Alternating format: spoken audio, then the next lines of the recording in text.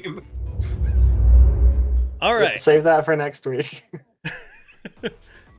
Okay. We are back, kind of. If you are watching this, you are watching the recording of our session of what would have been a stream tonight. But unfortunately, due to internet issues, my upload speed is capped at 5 megs a second. Don't know why. So, gotta work with my ISP on that and work through it. But we got the whole team here. Moog has a truck on his forehead.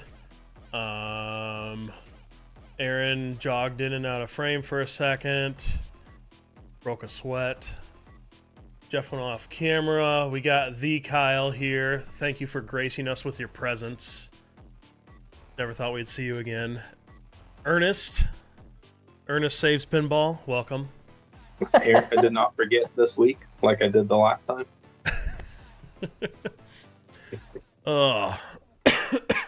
You still at Disneyland or you got back? No, that was my excuse. Is I was at Disney World when you guys streamed. I just completely freaking forgot. In fairness, that's a pretty good excuse. This is true. We'll go with that. Here we go. Moog's got a truck in his hand. Playing with the back door. Moog, We're not even 5 minutes in, and it went back to junior high. Well, it's better than him having a hand in his truck. is the truck working? It looks like it's kind of working. He's inserting balls into the truck. Oh my god. Look at that. Pretty cool, man. So the servo's wired up. I just don't have it connected to anything yet.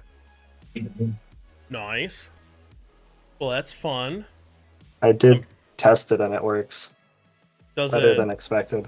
So, like when a ball rolls in and the servo is powered, does it hold position enough where the tailgate doesn't jam open? Servo doesn't even have to be powered. It's at a 90-degree angle. So servo's just chilling. It's like a hard block on the door. Okay. It's like throwing a deadbolt. Cool. Good to hear. Yeah. Well, that's fun. Well, we have almost everyone here tonight. We are missing Alex. He should be on soon. That should be it. Just Alex. I can count. That's 7. Okay. So last weekend we were at Northwest Pinball and Arcade Show with an awesome crew of people there who helped put that thing together and run it, and also a tremendous, big, thankful shout out to all of the crew who helped with getting bootleggers all wired and all that stuff so we could have a flipping representation of the game at the show. Yay, Aaron! Yay, team! Yeah, Shout that was out. awesome. Shout out to the background workers. Yeah, so we had the game there. It was flipping. I got there. You can see it there in the background. Ooh, And there it is. Aaron's cool little Dude. cabinet. You So- kinda see it there.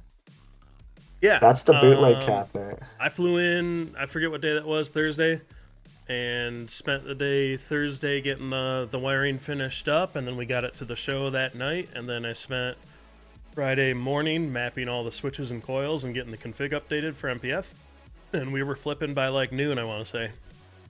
Hell Yeah, it was awesome. Like Alex got the software all set up, like ready to go. So all Kyle had to do was finish mapping it together when we were all wired up. And you know, if I hadn't have decided that like I needed to fix another pinball machine somebody was doing like the week before, it probably wouldn't have been down to the wire like it was. But I think we all had fun.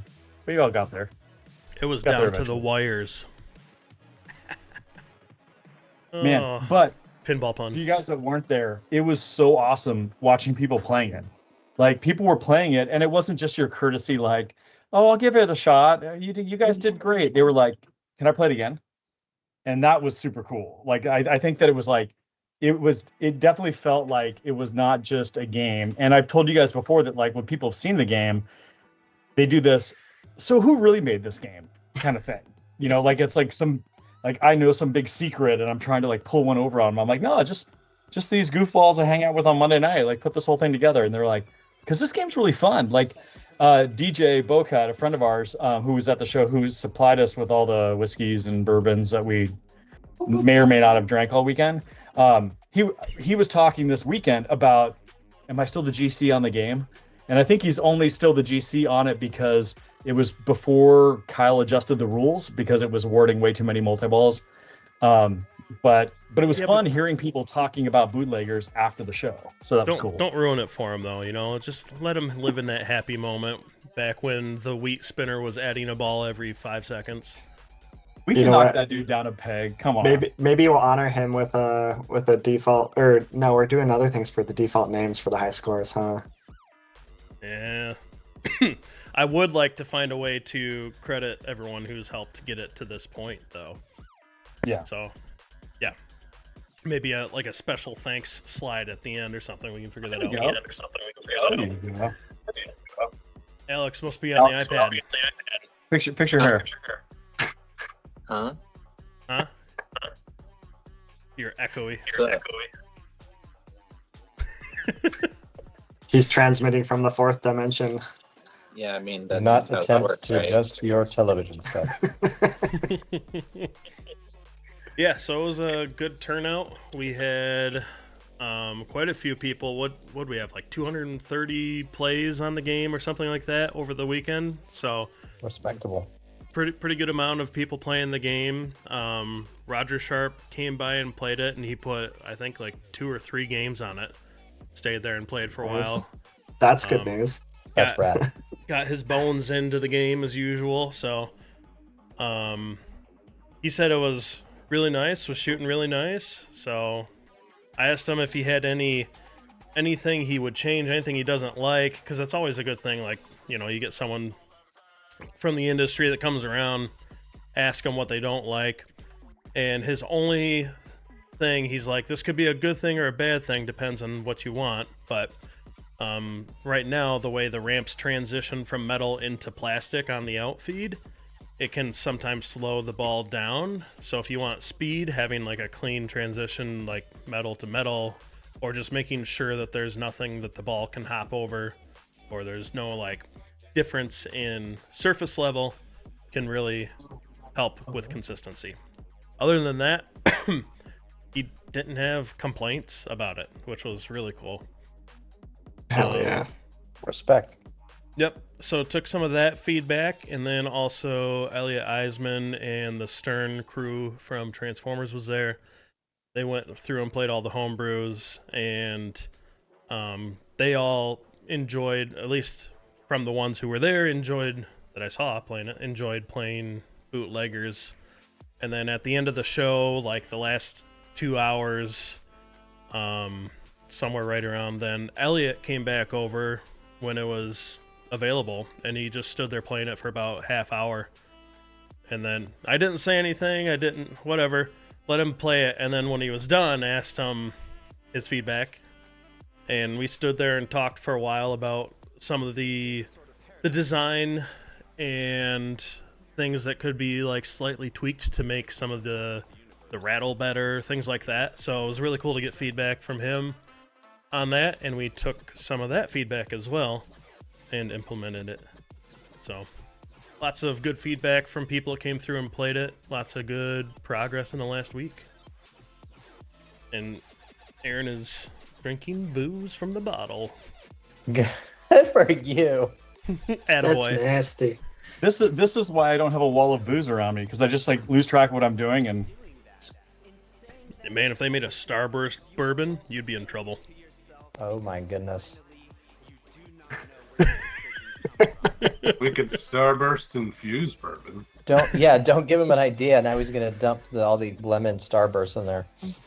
dude, the drunkest I've been in a long time was drinking brown sugar bourbon on Thanksgiving, and my wife found me like face down on our bedroom floor, and I think she believed me when I said I had a migraine, but I was pretty wasted.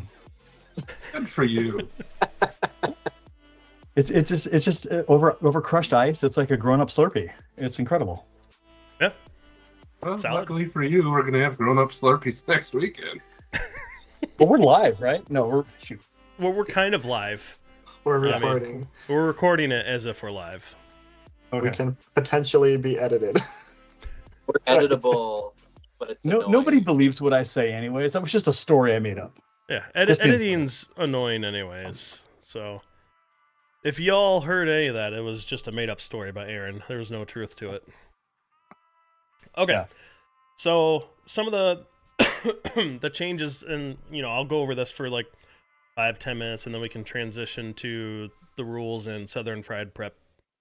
But so let me switch scenes here, and then share my screen so you guys can see it. Okay, so you guys should be able to see that. So this is the CAD. So some of the feedback, most notably, like I mentioned before, the transition from the ramp out feed to anything going back to the flippers. We were going from metal to 3D prints. And there was some alignment stuff with the launch lane ramp that I wanted to refine. And so this led us down the path of taking the launch lane ramp and making it full metal instead of trying to do a vacuum form on it.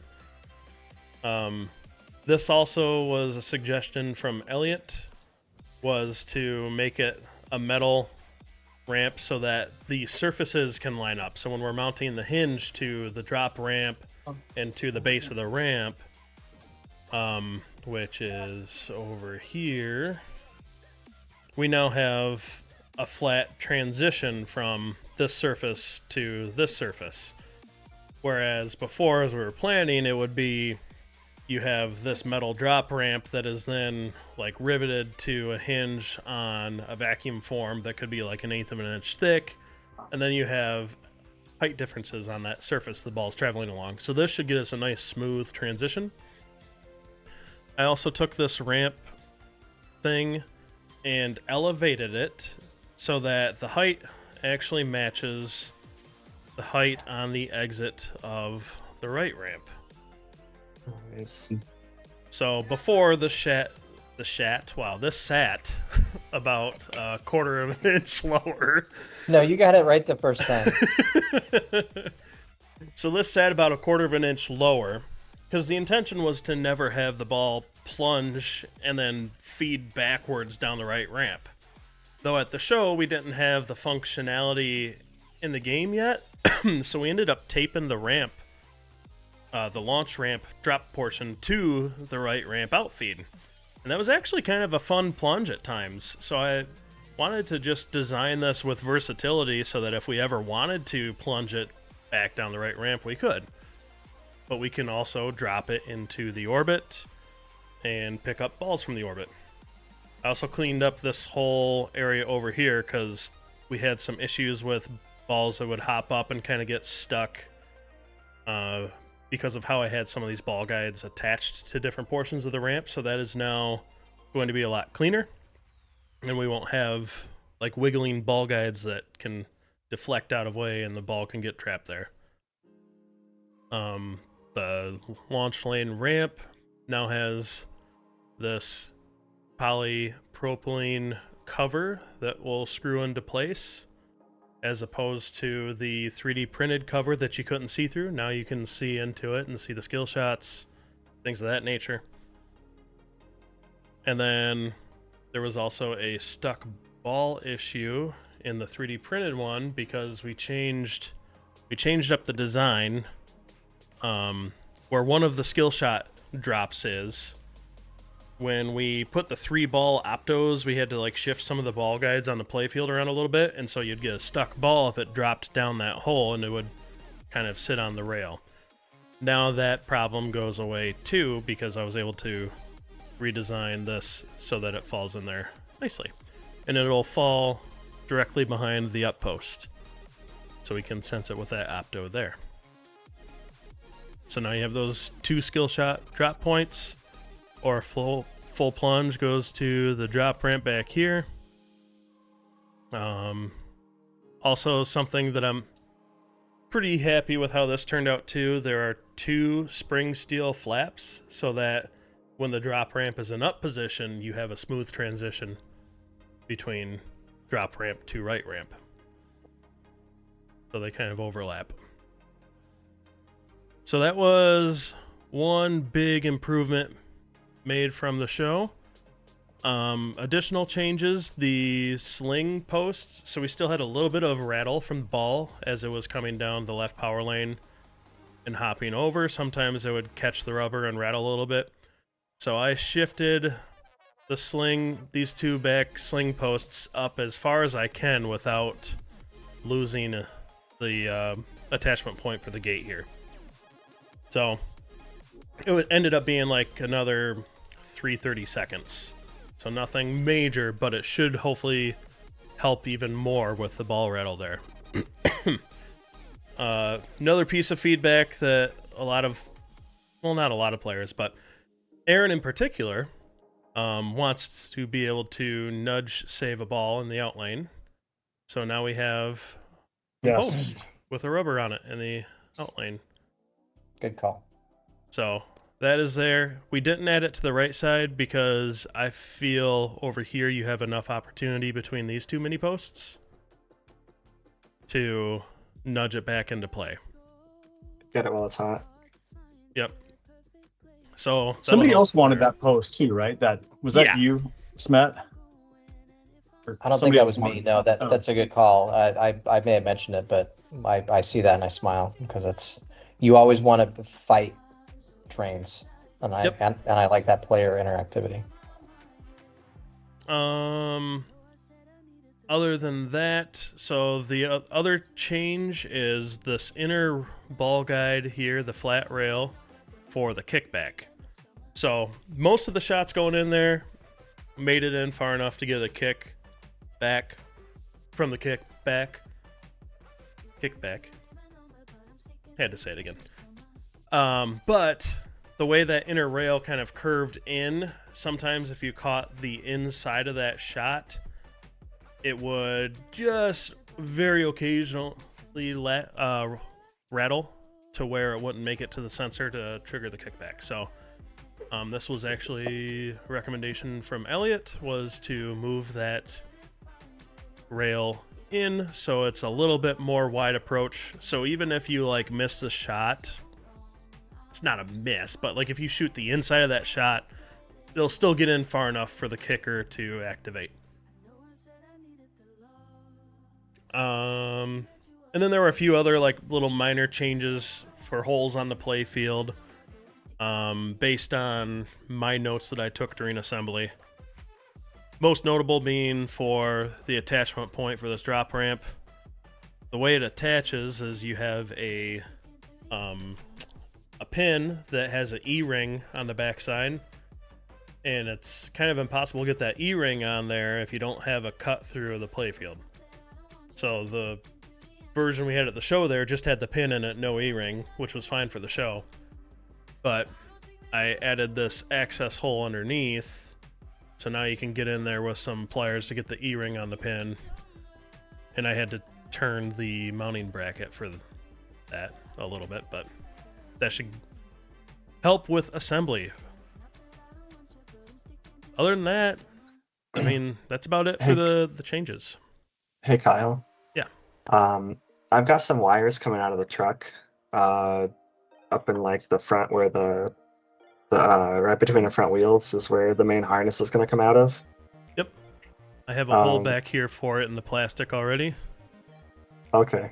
And that goes through the playfield, so we can drop them down through there. Okay. Cool. That should be good.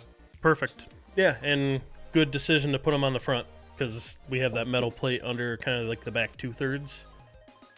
Yeah, it's kind of how the boards were oriented as well. Everything kind of Perfect. goes towards the front, so that'll work out nice. Cool. Yeah, that's about it. I don't know if there's any other feedback I'm missing from Northwest, Alex and Aaron. I mean, like I think just watching people play, I really wanted to be convinced firmly one way or another whether I liked the spinner or not. And just when I felt like I'd had enough, then I enjoyed it. And just when I felt like, okay, this is the coolest thing ever, then I wanted to rip it out of the playfield. So I think that's doing its job then. Like, Absolutely. Like it was definitely like I found myself thinking like it would be cool if we could sense where the pin is so that shots were worth more when you made it when it was in a certain rotation. Like a shot is harder to make when its blocking point is at this angle. So the fact that you were able to navigate around it and make a shot was better. Like that's where my head started going with it. But no, like I really am neutral on it and the most aggressive neutral possible. True neutral. The two optos, it is possible to count rotations and stuff. I haven't like wired it up. I have the quadrature encoder code ready, but it's in the Python level, so it's not necessarily going to be the right level of performance. But that might be okay though, because you would be able to, if Python knew where it would be pure. Like my idea was just at scoring, you know? Yeah, like, no, totally. Like, so the position may be possible. I need to find out whether, like, the number of events, because there's 24 teeth on that, and 2 sensors. So that means there's like, so you need like a little state machine to maintain that per rotation, and like right now when we shoot it, it can spin like 10 times in a second. Right. Yeah. So it's just I need to figure out whether we'll need to move to a lower level than Python, or like basically some sort of rule on the fast board, or or just some like not mapping it as switches normally, but using a separate way than MPF switches to read the switches so that the Python spends less time there. So it's almost like instead of the switch open close, it returns position or something. Yeah. And so right now with the Python, it's nice that I have it's configurable with settings. So you can say how many teeth does it have, how many rotations do you want to count towards like various game rule benefits. But yeah, so I need to get that integrated and testing more over here. But the code to read it, that's there.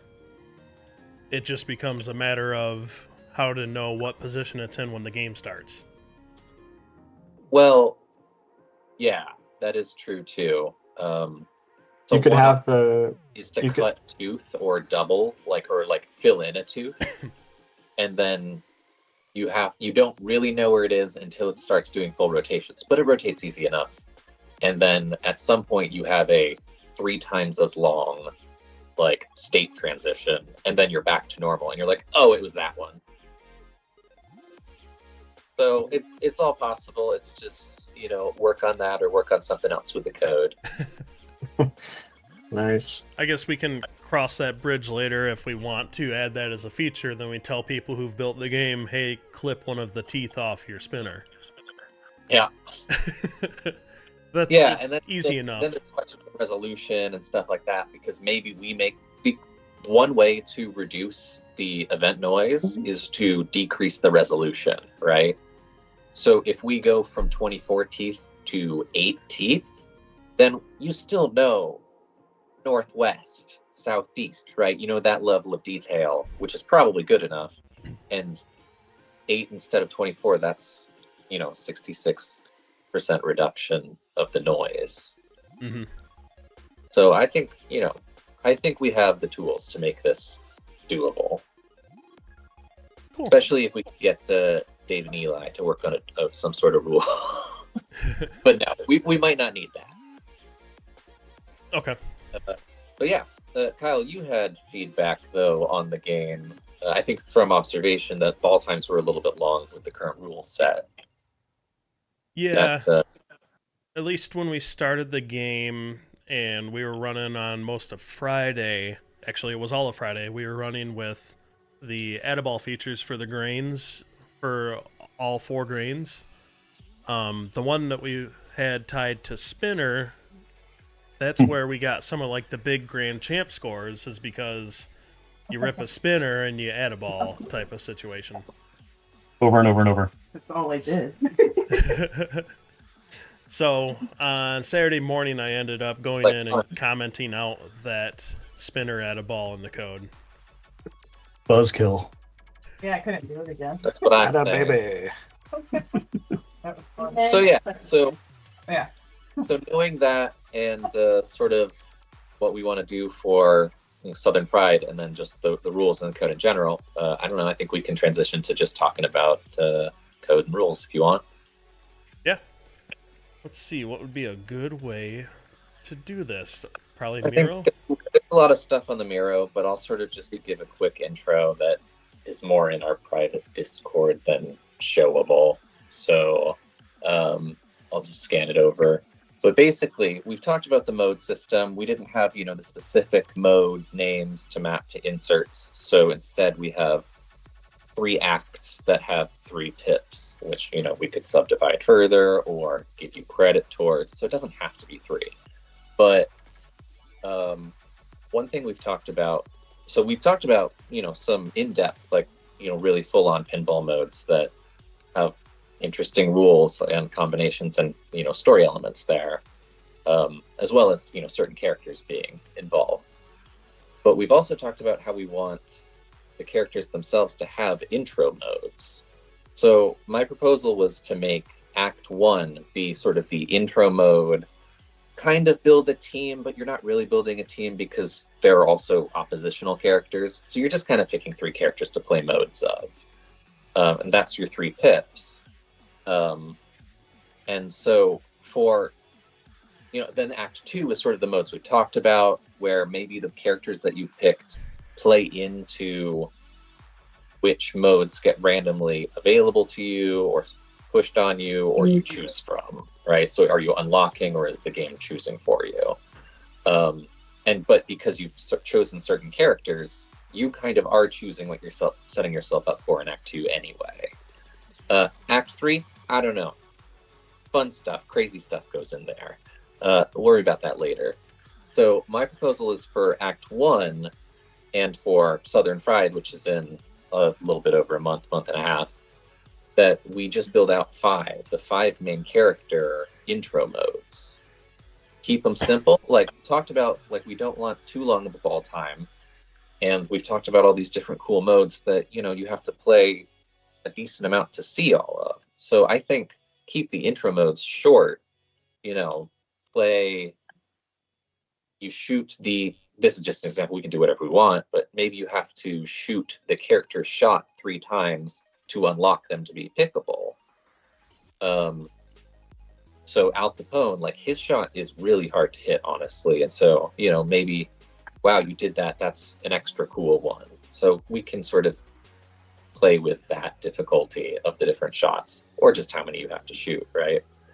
But then each character could have their intro be 3 or 4 or 5 story beats where you shoot something, you get the call out, the sound clip that's about them a little bit, reveals a little bit about their character. You shoot the next shot, okay, you get the next line. So just a very common, simple intro mode that you shoot the character, you shoot the ball lock to choose which character you actually want to intro. They say their line, they're up on screen. You're shooting through, you're hearing their lines, okay, you did it. And so that could be 20 seconds. It could be 45, but keeping balls short and keeping it so that the player can see a lot of the game, play through 3 of them before you move to Act 2 and keep them short. Mm-hmm. So essentially, you qualify a character by hitting their shot X amount of times, you start their intro mode one way or another, you shoot 2 or 3 shots or whatever we want to quantify it with for the character to finish out their intro mode. And I'm completely fine with that. I just want to make sure that we still have like a good story behind their intros too. So I don't know a good way to do that per se. There's going to be a nice balance. We could have like a quick one-liner like, I'm here to sell booze and kick ass and I'm all out of booze. I don't know. But I was thinking, are all the characters going to have different voices? That could be a lot of fun for all of us to do, but also it would be a lot of work, but I think it would add a lot of character to the game. Yeah, I think it would be cool. Yeah, I think that would be really cool. It'd be a nice goal. in the short term, it might be that every character has short callouts that we're going to reuse through the game anyway. And it's copy on the screen, but honestly, who's reading copy on a screen in pinball? Mhm. Yeah. Well, and what I would like to do next weekend is I have recording gear, set up the studio, and then let's do some call-out recording sessions. That's what I'm talking about. Yep. Now, I think in prep for that, I would appreciate if, like, we as a team came to the table with call-out ideas for each character so that we're Yeah. ready to record. So one thing that was asked of us is that we have assets for the modes that we invent, and one of those assets is the callouts. So I was thinking for like the jail mode, someone was like, close the back door. They're getting through the gates, or where'd that key go? Stuff like that, right? And we could write like scripts for some of the characters, and then we'll all have to pick a character, or that'll flesh out somehow. But I think that's a really good goal to have, and we'll get the work done well that way. And I do have, as part of the audio stuff, I do have quite a few call-outs kind of jotted down as things that may work, as well as some other sounds that I've reached out to an audio engineer buddy of mine to look at as well. So I can bring those next weekend and share those. Hell yeah. Cool. Yeah, maybe So- we put so for together me, just... with the intro modes, Go ahead. I was going to say, so for me with the intro modes, part of the nice thing with this is that with, the short timeline to build this and many characters, that having this standard formula of, okay, we're going to have 3 or 4 callouts for each character through that, and just that is their story, that's their intro. Mhm. It means it's very easy for me to code up, and it is mostly a question of the lines and assets and things. And we do need to define what these specific pattern is, and each character's like, okay, you shoot the fish hook 3 times, you picked Mabel, like, what does that mean? Do you shoot each of the different speakeasy locations because you're like scouting it out or something? See, but that's very I'm a- different than what another That should be an Act 2 or Act 3 thing. The different speakeasy locations, because we got to go undercover or something. So I'm a believer in using intro modes as a way to also introduce the player to certain mechanical elements or code elements of the game. So like for Mabel, when I was writing down her intro mode, my concept was that you shoot the fishhook to start, and then various character shots are lit, and then it serves you a ball from the fishhook, and you just have to shoot like 3 character shots being served that ball. So it's like a later mode where we're serving drinks to patrons while we're introducing you to how the mechanics of that mode might work in the future, with like a little tease here in the intro. That makes sense? And maybe that overcomplicates things to start out. But I think it would be cool to have like each character kind of ties into some mechanical element, like some game mechanic. Not mechanical, but game mechanic, right? Nice, I like that. It's like teaching you how to play the game as you play the game. I think that is really important, but also they also just need to be something to start. Yes. True. Yep. Yeah, and so maybe because what I need, like my goal for like the show is to have 5 characters done, plus or minus. Maybe we won't have all the call outs, but we'll have rules enough that you can play through them and move on to the next section of the game. And I think for Southern Fried, I think it's completely fair to say for the 5 characters, the qualification is shooting their shot 3 times.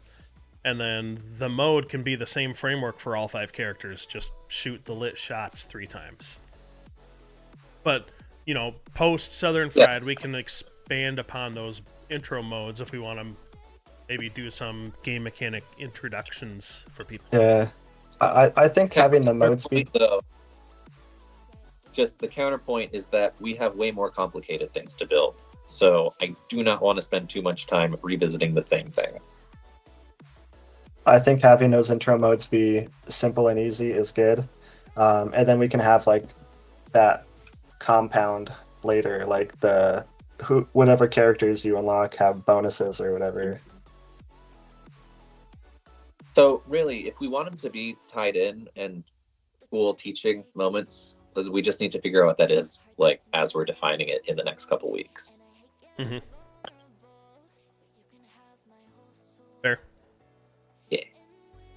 Well, I kind of if we want like a starting point, I took a stab at framing out each character's thematic incorporation into the game.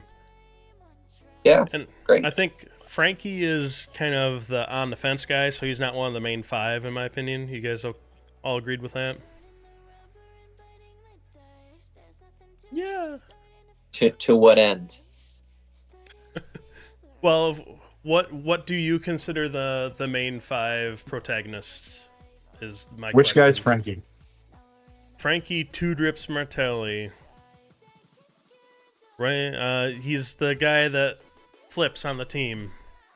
Oh. He can be bought out, that kind of thing. Yeah, he's a background character. At this moment, I have him as Mafia. Okay. There.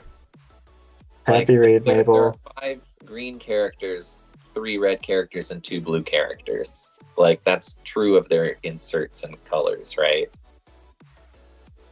Okay. So then we have as the main 5 Pappy, Reed, Mabel, Tommy, and Doc. Okay. So let's target those 5 for Southern Fried then. Yeah. I think that, if that goes pretty smoothly, then maybe also some of the modes we've talked about already. Okay. But we'll see.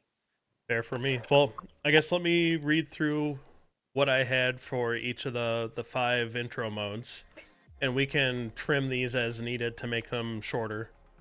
But for Pappy, shoot the scoop to start.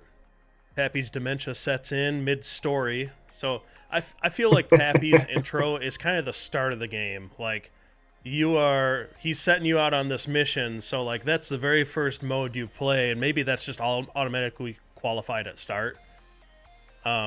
Shoot the scoop, and then he starts telling you the story of his secret recipe, and then his dementia sets in, and then becomes a memory game of retracing Pappy's steps.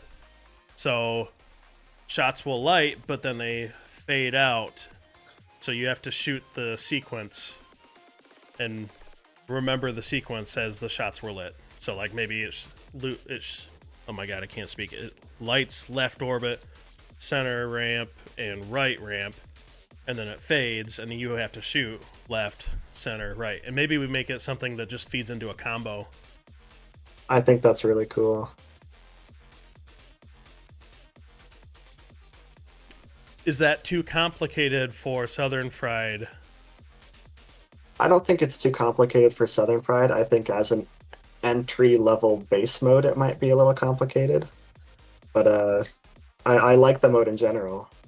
And you don't want to get too caught up in the lore, right? You have a heavy backstory for everybody. It's somebody walking up to this game, like, what is this game about? And suddenly an old man's talking to you about, don't forget to add the turnips to the recipe. Like, what was that? I don't get it. A way that we can show Pappy's dementia is you kind of have him go like, and then he'll say, "Now where did I put that?" And then it'll go like to a character selection thing as a mode. Or you go like, where did I put that bottle of bourbon? Or where did I put that? You know.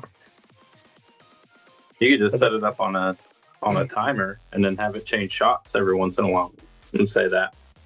Yeah.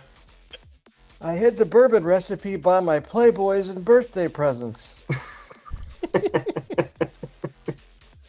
And you could probably even do a randomized timer within a certain amount. Like so many different choices, but that way it's not always the same. Yeah. Well, let's stick with it and play it, and then if it's hard or difficult, we can change it up. Yeah, so with Southern Fried, we expect to have inserts, so we can use the inserts for communication. My concern with the shots moving is that you're also already showing and hiding shots rather than doing the traditional pinball thing of here's a light, shoot this. Mhm. You're already asking the player to do more than standard pinball there. One note that I had for this is one option through the entire game with the characters and the 3 pips and selection is there are 10 characters. If not, you could play through and select 3 at a time and roll the game over and play it again, do a second set, do a third set, do all that. Secret wizard mode is Pappy's dementia crazy wizard mode. But like, you know, so his story mode, framing it that way where he's the one character that you actually can't pick, means that we could put it sort of in the long run of when the game is more full, that he's one of the transitional modes between acts, like act 1 to 2 is him being like, oh, so you met those people, now let me tell you about, and then I like I like that. characters. So Yep. I think what I want to do is define this one as this for now, and then it may move sort of in the overall story as there's more fleshed out. I kind of like the idea that you're always Pappy, and then you're just like hallucinating the the story as you go along. It was all a dream. It was all a dream, exactly. You were dead the whole time. Cool, Okay. Let's keep going. Okay, so for Reed sets out to chase the recipe. Left orbit and center ramp increase travel distance. Combos give a speed bonus. Mode ends after traveling X amount of distance. So that's just like successive loops to center ramp. Something like that. Gets you to the end of that mode. And as Reed being like, his objectives to travel around and go collect grains and recreate all this stuff, seems to make sense to me, have it tied to travel shots like orbit and center ramp. Yep. Thoughts? For me, the one thing is that I guess if we want to start introing distance and that sort of thing, that's going to play part in other car-related modes. Like maybe this makes sense of the intro there. The counter would be just we don't need that level of complexity for what is an intro mode where it is more like shoot 4 of these things. Tie it to something else that we already have. But if it's training or something for distance, or just, you know, I think a bonus for time completion is reasonable in pinball. It's not that advanced of a mechanic, right? Just to hurry up. So I could go either way on that. Hit the road, hurry up.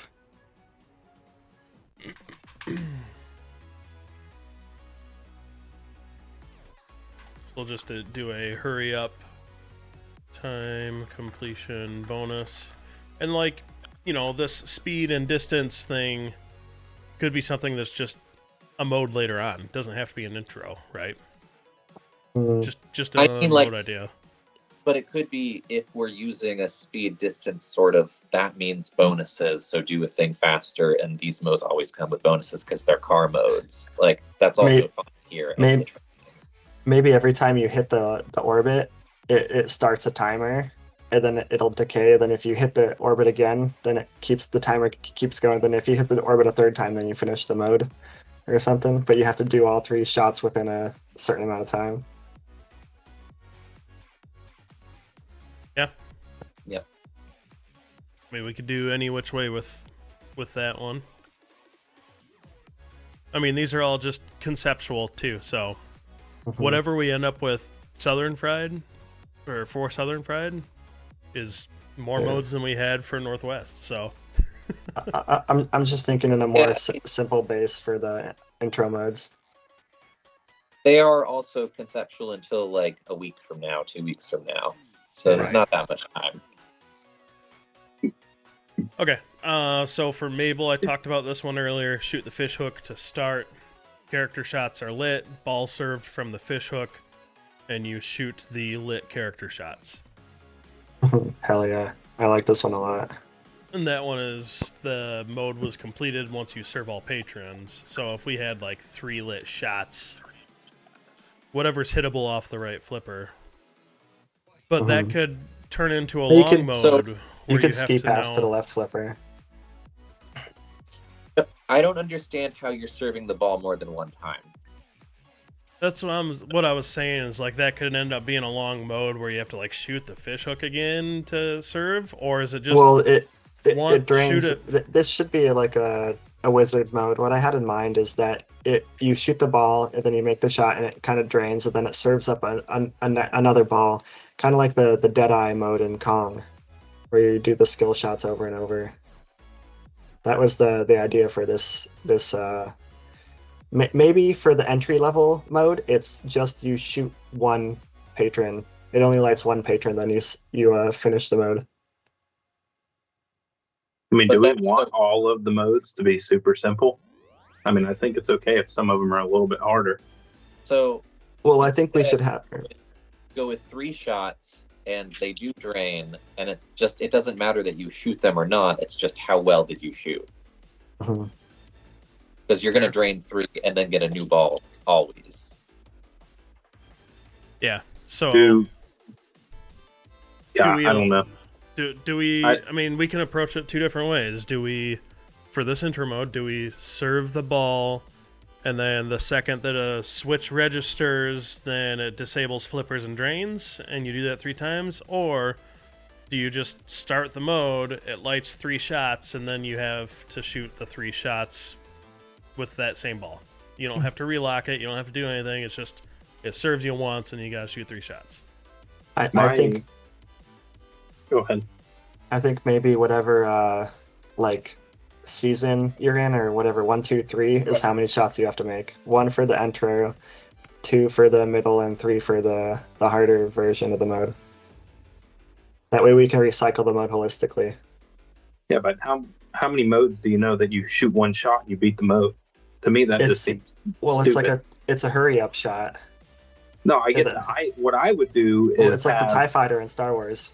you serve the ball or you hit the fish hook, and then it lights a shot. You hit it, and then you have to hit the fish hook again. I mean, it's not that the shot is that hard that people can't hit the shot. I mean, for me, you want some modes that are not just I'm going to shoot this one ramp and I'm done with the mode. To me, I'm not going to want to play the game again if every mode is just one shot.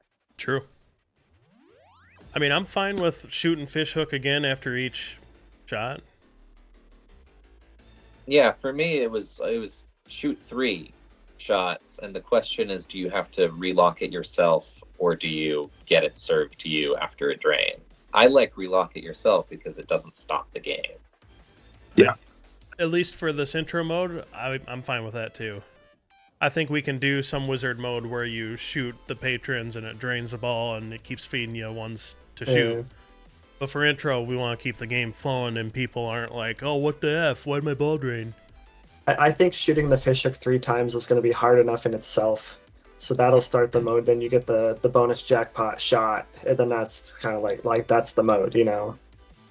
And then we can, like you said, make it harder as we go along. But like Ernie's thinking it's an easy mode, but shooting that candy cane 3 times is going to be hard. It's a tight shot. Yeah, but I think that's okay. On some modes, I mean, you don't want every mode to be Completable. super simple. Right. I mean, I don't know of anyone who's completed every single mode in a single game. I mean, I'm sure someone probably has because they're crazy, but not every game is made to be that you just complete every mode and it's easy. It's and okay just if modes because- time out. But maybe it's not completed. Maybe like if you serve 1, you get a set of points. If you serve all 3, then you get more points. So it's not that you're not completing it; you're just not getting the max amount of points from the mode. Yeah, Okay. I like that. Yeah, I just don't. I mean, you want people to like feel like they're challenged to a certain extent on some of them. You don't want every single mode to be completed and gone through. Agreed. Yeah, I mean, we can time out if you don't shoot the fish hook at all, 30 seconds, 45 seconds. It goes, okay, well, that's it. Yeah, if we do that, it'll be another Guns N' Roses.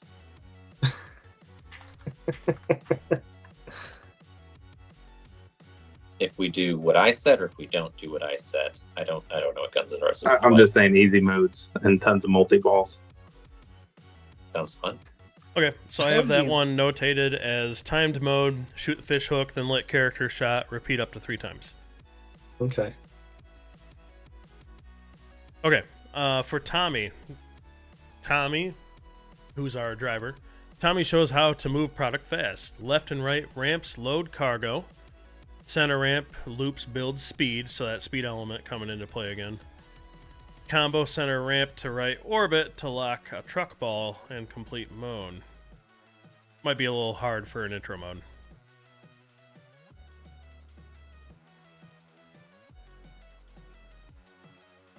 Maybe it's just a left and right ramp mode. Alternating left-right ramps are pretty hard to shoot because like not set up for it. But I think that's a good mode. Maybe speed reduces your heat level because you're getting away from them. You're getting further away from the heat, and that's how we integrate that into an existing thing. Are you saying generically they reduce heat level, or during this mode? Well, there's 2 modes now where there's a speed item. I agree with you, but there's no heat mechanic in the game yet. So what does that mean? Right, I think that maybe the heat mechanic is like at a base level. It's one of the bad guy. It'll be one of the bad guy modes because we're gonna have a mode for every character, right? The heat will be like the bad guy modes, where if you hit enough of the bad guy targets, that'll start their mode. But if you are gaining speed, it'll reduce their the heat, so you have to hit more targets or something. I think we need to, as a team, come to an agreement on what heat means and how we should implement it, because I have different ideas than you, and I think Alex had a different interpretation as well. So maybe that's something we can resolve next weekend, is really flesh out the heat mechanic. Yeah. Without a Sure. campfire. And I think if you pan out a little bit and look at some of the other stuff in the Miro here, just for a second. What do you want to look at? So Down right? There's the grid. The grid. And so I stayed up late one night.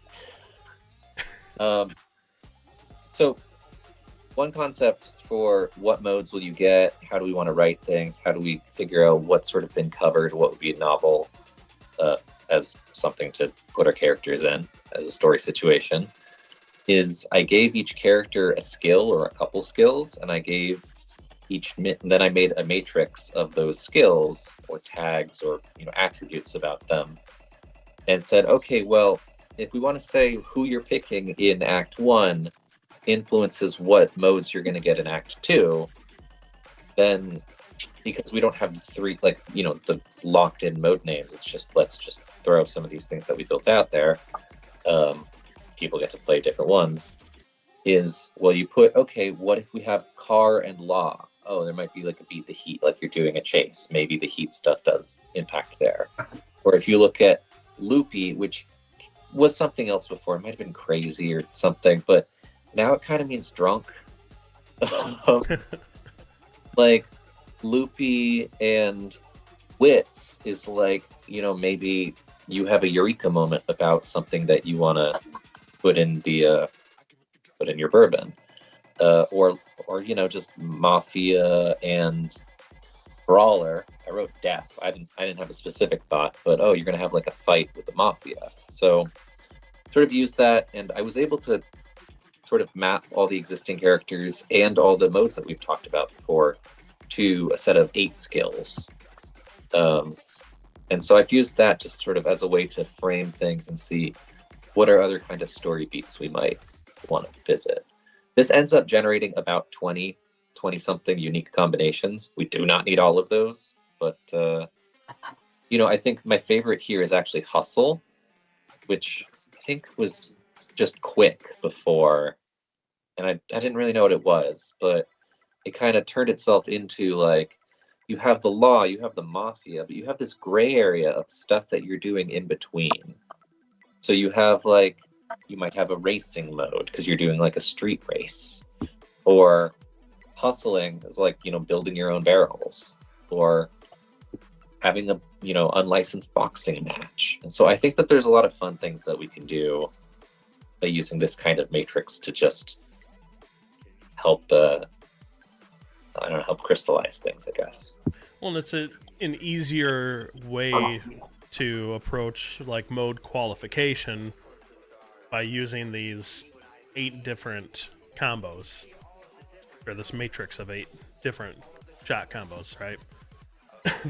Yeah, and for me, it was like, if you want to see a lot of Mafia-related modes, then in your intros, pick the Mafia characters. Maybe they're harder to shoot, but you're sort of choosing your path through the game. Yeah, I like that. I think it gives some good dimensionality to the game, and there's replayability there.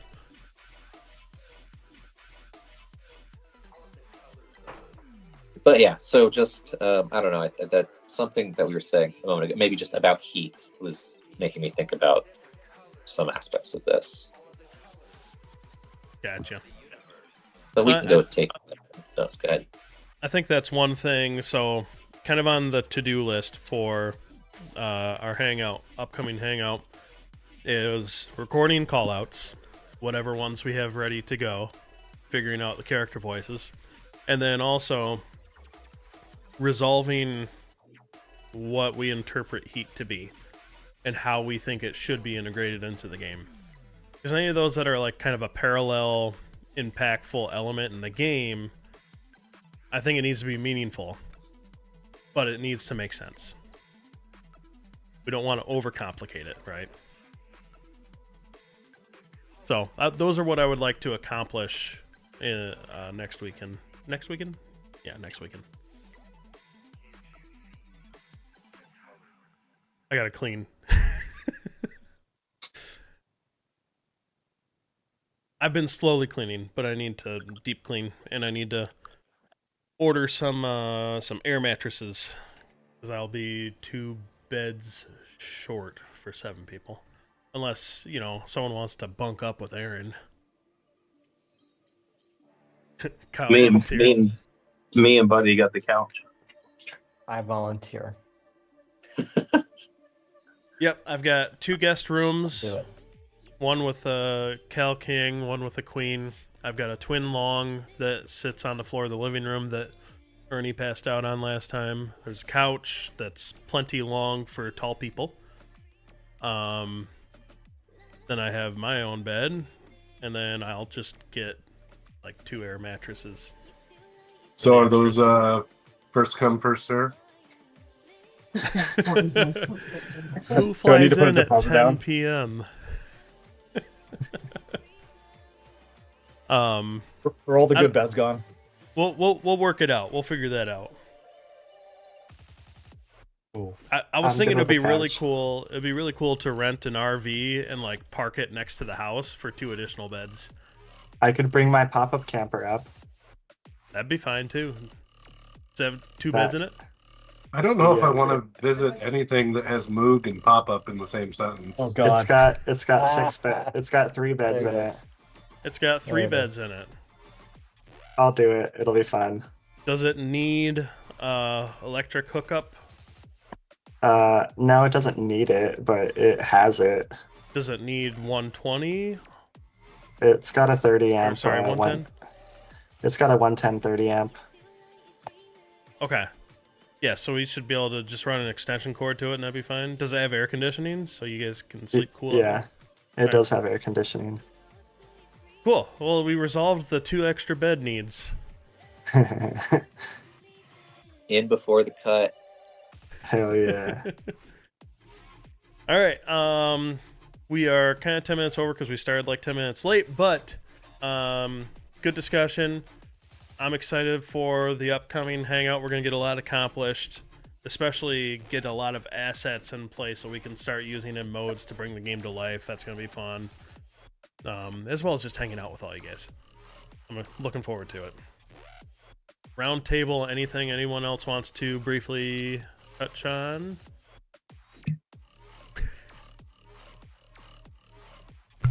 Don't forget the drink, says Aaron.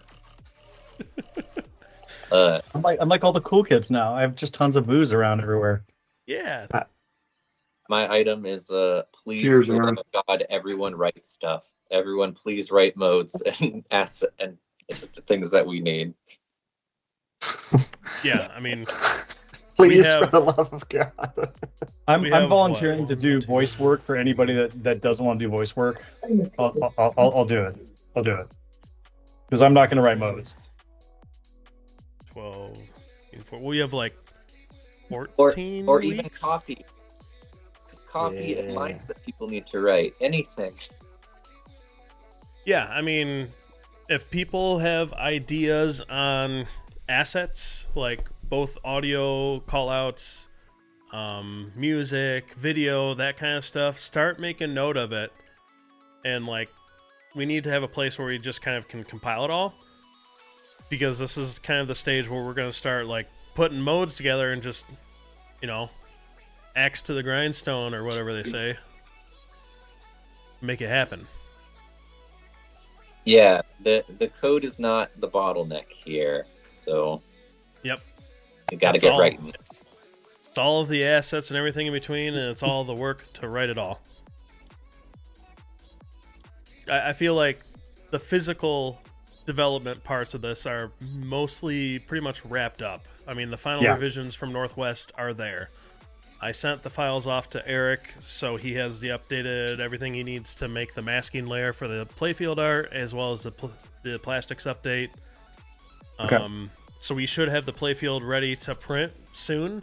I need to touch base with Eric on ETA, and then we can start printing playfields. Ernie, your playfield is gonna get cut probably Wednesday during the day, because Hell yeah. tomorrow I'm gonna revise the toolpaths based off of all the changes I made. Cool. I'm excited. I'll So be I'll get- ordering inserts this week. So Yep, I'll get that cut out and shipped to you, and then hopefully by the time it gets there, we'll have a PDF of the artwork, so you're all ready to print and clear coat, and I'll have all the metal sent to you as well, with the exception of the new launch ramp that might take a few weeks to manufacture. So, hell yeah.